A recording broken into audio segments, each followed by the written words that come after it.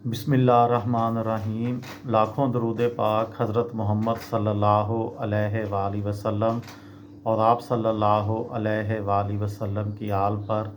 अस्सलामु अलैकुम। मेरा नाम इफ्तिखार अहमद है और आप मेरा यूट्यूब चैनल नॉलेज देख रहे हैं। मेरी आज की वीडियो का अनवान है हज़रत सुलेमान अलैहिस्सलाम के हाथ मलका सबा के ईमान लाने का वाक़या इस्लाम और दीगर मज़ाहब में। ये हज़रत ईसा अलैहिस्सलाम की पैदाइश से लगभग 950 साल पहले की बात है। आज मशरिक़ वुस्ता के जिस मुल्क को हम यमन कहते हैं, उसके जनूब मगरबी इलाके को 1.5 सदी से यहाँ आबाद एक दौलतमंद कौम सबा की निस्बत से सबा या सबा का मुल्क कहा जाता था। कौम सबा का ज़माना हज़रत ईसा अलैहिस्सलाम की पैदाइश से 115 साल पहले तक रहा, जिसके बाद कौम हमीर ने उनकी जगह ले ली। आज यमन का दारुल हुकूमत सनआ है, मगर जिस दौर की ये बात है तब ये एजाज़ कदीमी शहर मारब को हासिल था।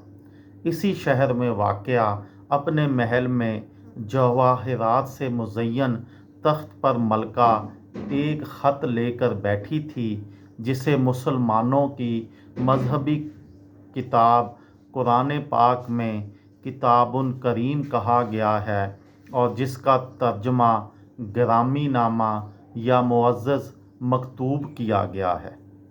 कुरान पाक की 27वीं सूरत सूरह नमल में दर्ज है कि मलका ने अपने दरबारियों से कहा, ए अहले दरबार, एक ग्रामी नामा मुझे मौसूल हुआ है।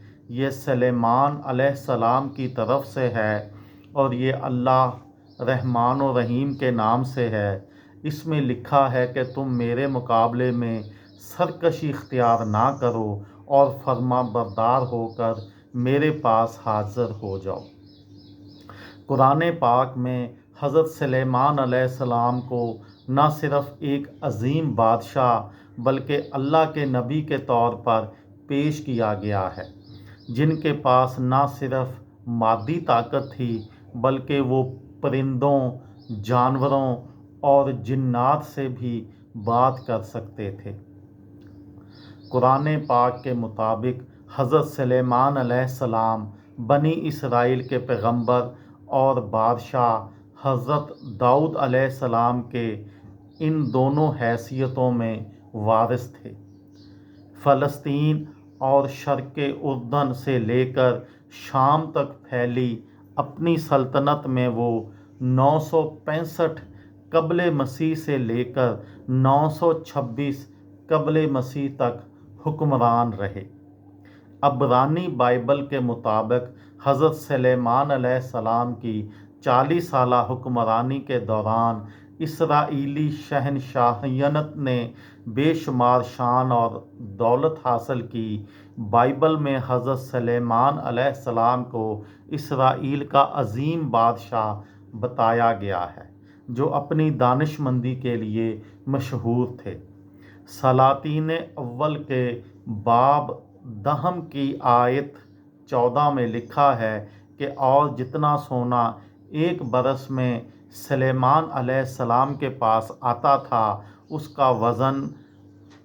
उसका वज़न सोने का 666 कंतार था।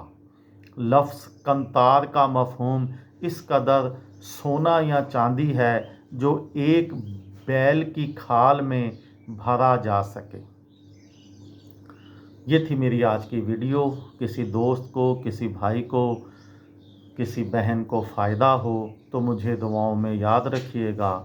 दिल दिल पाकिस्तान, जान जान पाकिस्तान। अस्सलामु अलैकुम।